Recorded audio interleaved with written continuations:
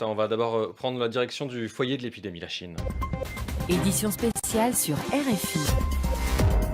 Tout est bloqué. On n'a pas le droit de visiter ou bien de recevoir quelqu'un ni à la maison ni à l'université. Vous savez, nous ne pouvons même pas faire les achats en ligne.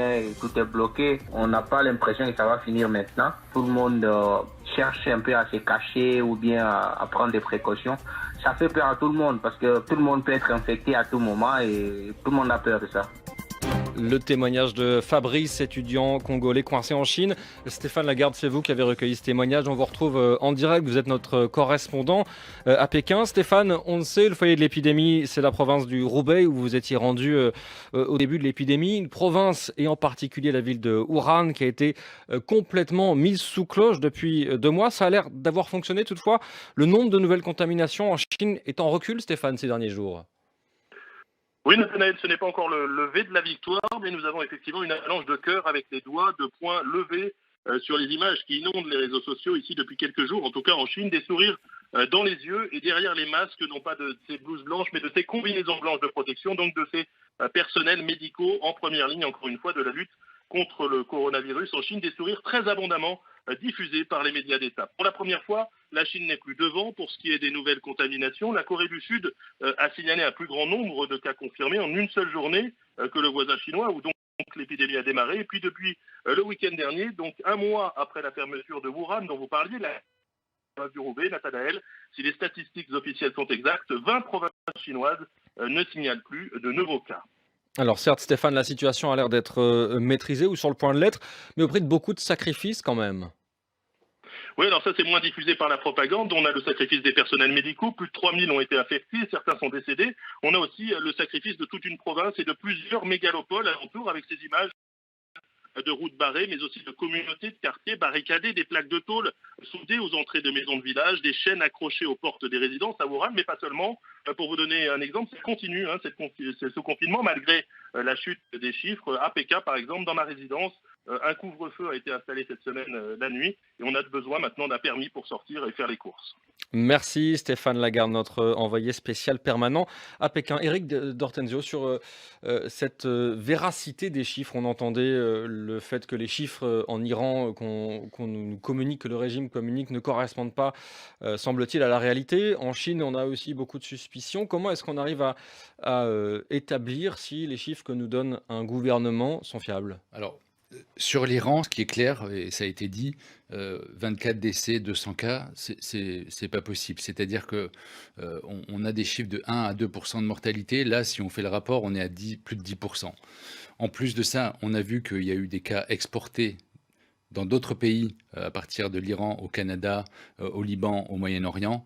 Donc clairement, on est face à... En Nouvelle-Zélande. En Nouvelle-Zélande, il y a eu des estimations d'équipes de recherche qui donnent des chiffres de plusieurs dizaines de milliers de cas actuellement en Iran. Je pense qu'il faut attendre un peu, ils vont sortir des nouveaux chiffres, mais clairement, on est sur une épidémie de large ampleur en Iran. Sur la Chine, je pense que ça a été plutôt transparent et avec beaucoup d'efforts de communication sur les chiffres. Avec un peu de retard quand avec même. un petit peu de retard au début, mais les Chinois et les scientifiques ont vraiment joué le jeu sur cette épidémie. Maintenant, c'était compliqué d'avoir des chiffres fins parce qu'il y a eu énormément de cas. Les définitions de cas ont un petit peu changé au cours du temps, 2 ou 3 fois, donc... Bon, voilà, c'est des paramètres qui sont difficiles, mais on a une estimation qui est plutôt bonne en Chine, je dirais, pour l'instant. Éric D'Ortenzio, un pays qui minimise ses bilans comme ça, est-ce que ça pénalise réellement la réponse internationale au niveau de cette coopération justement des autorités sanitaires ? Alors, il faut voir pourquoi ils les minimisent. Peut-être qu'ils n'ont pas les capacités de faire le diagnostic à toutes ces personnes. En tout cas, il faut qu'à un moment donné, notamment l'OMS, et je crois que l'OMS a envoyé une délégation en Iran pour justement travailler avec les Iraniens pour affiner les chiffres et pour mieux comprendre la situation épidémiologique qui se passe, et notamment dans la ville de Qom, où on semble qu'il y ait eu un rassemblement de population qui a créé cette épidémie. Donc vraiment, c'est important de partager. C'est vraiment ce qui est primordial maintenant dans les épidémies, c'est de partager les données en temps réel pour que tout le monde puisse travailler sur le même niveau dans le but de prévenir et de ralentir l'épidémie sur les foyers actifs. Ça veut dire que les chiffres qu'on a vont nous permettre, s'ils sont mieux partagés, de coordonner les réponses. C'est un peu ça l'idée, de pouvoir dire qu'on interdise tel ou tel rassemblement, par exemple? Oui, tout à fait, oui, oui, bien sûr. Les mesures barrières qui doivent se mettre en place quand il y a de grands chiffres sur les épidémies, c'est effectivement éviter le contact social, donc c'est la distance sociale, c'est éviter les rassemblements massifs pour limiter vraiment la propagation dans la communauté. RFI toujours en édition spéciale jusqu'à 9h. Vous nous suivez aussi sur les réseaux sociaux avec le mot-clé RFI Matin, le Facebook Live et tous nos contenus à retrouver aussi sur rfi.fr tag coronavirus. Il faut qu'on arrive à avoir une coordination transfrontalière. Ce n'est pas possible. On a vu avec Ebola les cas, les populations qui viennent de la Chine, comment on les prend en charge. La préoccupation très forte du ministre malien de la Santé, Michel Sidibé, alors que l'épidémie s'étend. Elle touche désormais l'Afrique subsaharienne. Un cas a été repéré au Nigeria. Bienvenue si vous nous rejoignez. RFI en édition spéciale pendant encore 20 minutes avec nos spécialistes maison, nos invités en studio. Toujours à mes côtés, Simon Roset du service France Sciences de RFI, Kogesta Ibrahimi, journaliste de la rédaction Persane. Également autour de la table, Éric Dortenzio, médecin épidémiologiste de l'Institut national de la santé et de la recherche médicale. Nous ont rejoint par téléphone Matthias Altmann, chercheur épidémiologiste à l'Université de Bordeaux, et Patrick Zilberman, professeur émérite d'histoire de la santé à l'École des hautes études en santé publique, auteur du livre Tempête microbienne. Édition spéciale. Je vais commencer avec vous, Matthias Altmann. Vous avez beaucoup travaillé sur la propagation des épidémies sur le continent africain. Alors justement, l'Afrique semblait jusque-là plutôt épargnée par ce coronavirus. 2 cas seulement en Égypte et plus récemment en Algérie. Un 3e depuis ce matin au Nigeria. Est-ce qu'il faut s'en réjouir ou est-ce qu'il faut s'inquiéter d'une épidémie qui serait présente en Afrique mais pas encore détectée ? Oui, bonjour à tous. Effectivement, on a un premier cas en Afrique subsaharienne au Nigeria aujourd'hui. Effectivement, il y a des questions sur toujours la façon dont, les modes de détection. On n'a pas encore des diagnostics à tous les niveaux de la chaîne de santé, et ça, c'est sûr que c'est un point sur lequel les personnels sur le terrain sont en train de se préparer et qu'il faudra renforcer dans les jours à venir. Maintenant, est-ce qu'il faut s'en inquiéter? Non, je pense que justement, il y a un certain nombre de choses qui sont déjà mises en place depuis les épidémies passées, les épidémies, notamment l'épidémie d'Ebola, qui avait quand même bien mobilisé les personnels sur le terrain.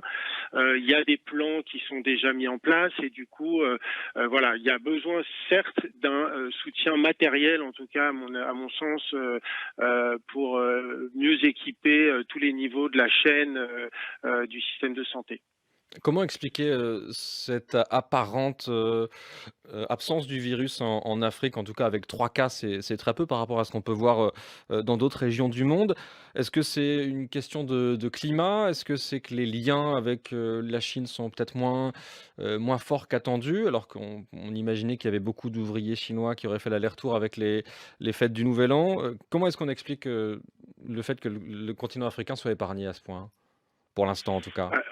Oui, alors effectivement, pour le moment, c'est que des spéculations sur des modélisations, c'est-à-dire que ce qu'on avait fait notamment avec Éric Dortenzio et Vittoria Colizza, c'était des modélisations sur le risque d'importation, et ces modélisations montraient que finalement le risque d'importation était quand même plus fort en Europe qu'en Afrique, notamment parce que le volume de passagers est plus fort de la Chine vers l'Europe. Aujourd'hui, on est dans une autre configuration puisque le foyer épidémique n'est plus qu'en Chine et que du coup, les cas peuvent venir de partout. Donc cette modélisation n'a plus lieu d'être dans le sens où... D'ailleurs, en Algérie comme au Nigeria aujourd'hui, les 2 contaminations viennent de l'Italie, pas de la Chine. Exactement. Éric Dortenzio, justement, il faut traiter chaque nouveau cas comme un nouveau foyer potentiel d'épidémie? Oui, là, je pense que, notamment en Afrique subsaharienne, où malheureusement il y a des pays qui ont un système de santé un peu plus faible. Il faut vraiment que les cas soient détectés au plus tôt. Il faut remonter la chaîne et identifier les contacts potentiels et les suivre pour essayer d'endiguer ou en tout cas ralentir de nouvelles chaînes de transmission. Ce qui est important, et ce que Mathias a dit, c'est vraiment il faut que les capacités de diagnostic soient très fortes, c'est-à-dire qu'il faut que tous les pays soient équipés, que toutes les personnes, les biologistes soient formés au niveau de chaque pays. Il faut qu'il y ait un laboratoire central de référence, évidemment, mais je crois que ce qui est important aussi, c'est de décentraliser le diagnostic au niveau des laboratoires hospitaliers pour justement accélérer la prise en charge des cas et les mesures autour de ces cas.